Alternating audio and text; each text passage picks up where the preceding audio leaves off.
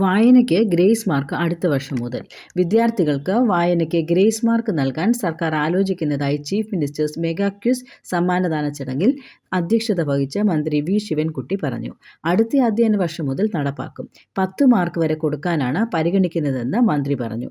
ജില്ലാ panchayat president V Priyadarshini, പൊതുവിദ്യാഭ്യാസ വകുപ്പ് secretary doctor K Vasuki, PRD special secretary TV Subhash, പൊതുവിദ്യാഭ്യാസ വകുപ്പ് ഡയറക്ടർ NSK ഉമേഷ്, കോളേജ് വിദ്യാഭ്യാസ director K Sudheer, KG Santhosh എന്നിവർ പ്രസംഗിച്ചു. കള്ളക്കടൽ മുന്നറിയിപ്പ് സംവിധാനവുമായി ഇൻകോയ്സ്. തീരപ്രദേശങ്ങളിൽ പൊടുന്നനെ കടലേറ്റത്തിന് കാരണമാകുന്ന കള്ളക്കടൽ പ്രതിഭാസം ഇനി മുൻകൂട്ടി അറിയാം. കേരള തീരത്തെ കള്ളക്കടലിനെക്കുറിച്ച് മുന്നറിയിപ്പ് നൽകുന്നതിന് Indian national centre for ocean information services വികസിപ്പിച്ച സിവാസ് സംവിധാനം പുറത്തിറക്കി. 3 ദിവസം വരെ മുൻകൂട്ടി കടലേറ്റ പ്രവചനം നൽകാൻ സിവാസിന് കഴിയും. ഇൻകോയ്സ് വെബ്സൈറ്റ് മുഖേന മലയാളം, ഇംഗ്ലീഷ്, ഹിന്ദി ഭാഷകളിൽ മുന്നറിയിപ്പ് ലഭ്യമാകും. രാജ്യത്ത് ആദ്യമാണ് ഇത്തരം സേവനം.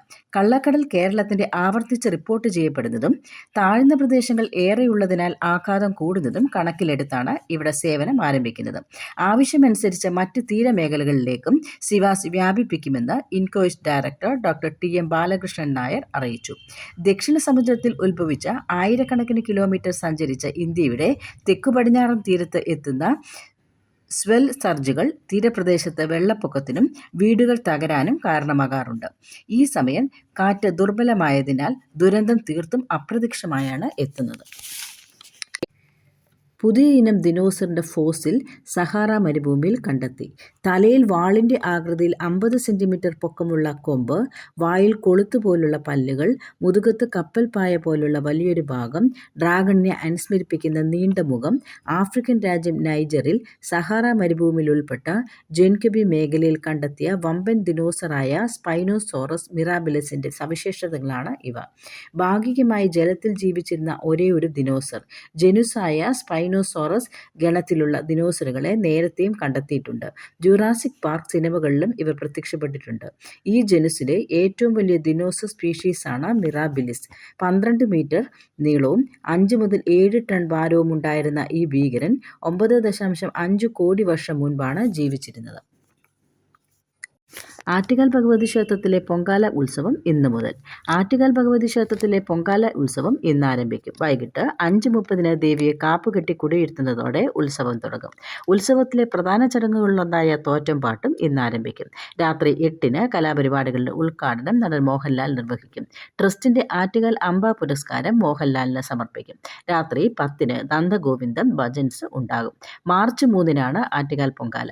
മൂന്നാം ഉത്സവ ദിനമായ 25-ന് രാവിലെ 8:45-ന് കുട്ടികളുടെ കുത്തിയോട്ട വ്രതം തുടങ്ങും. പൊങ്കാല ദിവസമായ മാർച്ച് 3-ന് രാവിലെ 9:45-ന് അടുപ്പുവെട്ട് ചടങ്ങ് നടക്കും. ഉച്ചയ്ക്ക് 2:15-ന് പൊങ്കാല നിവേദ്യം. രാത്രി 8:30-ന് ചൂരൽകുത്ത്. രാത്രി 10:45-ന് മണക്കാട് ശാസ്താക്ഷേത്രത്തിലേക്കുള്ള പുറത്തെഴുന്നള്ളിപ്പ്. 4-ന് രാവിലെ 8-ന് അകത്തെഴുന്നള്ളിപ്പ്. രാത്രി 12:45-ന് കുരുതി സമർപ്പണത്തോടെ ഉത്സവം സമാപിക്കും. ഉത്സവ ദിവസങ്ങളിൽ അംബ, അംബിക, അംബാലിക സ്റ്റേജുകളിൽ കലാപരിപാടികൾ നടക്കും. ഹരിതചട്ടം പാലിച്ചാണ് പൊങ്കാല ഉത്സവം നടത്തുന്നത്. പോലീസ്, റവന്യൂ, അഗ്നിരക്ഷാസേന, ജല അതോറിറ്റി, ആരോഗ്യവകുപ്പ്, KSRTC എന്നിവ സൗകര്യങ്ങൾ ഒരുക്കിയിട്ടുണ്ട്. മൻ കി ബാത്ത് പ്രഭാഷണത്തിൽ ആലിൻ്റെ മാതാപിതാക്കൾക്ക് പ്രധാനമന്ത്രിയുടെ ആദരം. മരണമടഞ്ഞ 9 മാസക്കാരി ആലിൻ ഷെറിൻ എബ്രഹാമിൻ്റെ അവയവങ്ങൾ 4 കുട്ടികൾക്കായി ദാനം ചെയ്ത മാതാപിതാക്കൾക്ക് പ്രധാനമന്ത്രി നരേന്ദ്രമോദിയുടെ ആദരം.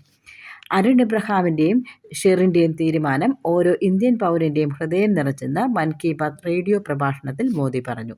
തീരുമാനം അവരുടെ ചിന്തയുടെ ഔന്നത്യത്തെയും മനസ്സിൻ്റെ വിശാലതയെയും പ്രതിഫലിപ്പിക്കുന്നു. മറ്റൊരു കുടുംബത്തിനും ഈ വിധി ഉണ്ടാകരുതെന്ന് അവർ കരുതി. കുഞ്ഞിനെ നഷ്ടപ്പെടുന്നതിൽ പരം ദുഃഖമില്ല. ആ വേദനയ്ക്കിടയിലാണ് അവയവദാനത്തിന് അവർ തീരുമാനിച്ചത്. ആലിൻ നമ്മോടൊപ്പം ഇല്ലെങ്കിലും രാജ്യത്തെ ഏറ്റവും പ്രായം കുറഞ്ഞ അവയവദാതാക്കളുടെ പട്ടികയിൽ ആ മകളുടെ പേരുണ്ടാകും, മോദി പറഞ്ഞു. അവയവദാനത്തെക്കുറിച്ചുള്ള അവബോധം രാജ്യത്തെ വർദ്ധിക്കുകയാണെന്ന് പറഞ്ഞ അദ്ദേഹം വ്യത്യസ്ത ജീവിത പശ്ചാത്തലത്തിൽ നിന്നുള്ള അവയവദാതാക്കളുടെ പേരുകളും പരാമർശിച്ചു. അടുത്ത വാർത്താ ബുള്ളറ്റിനുമായി വീണ്ടും കാണാം.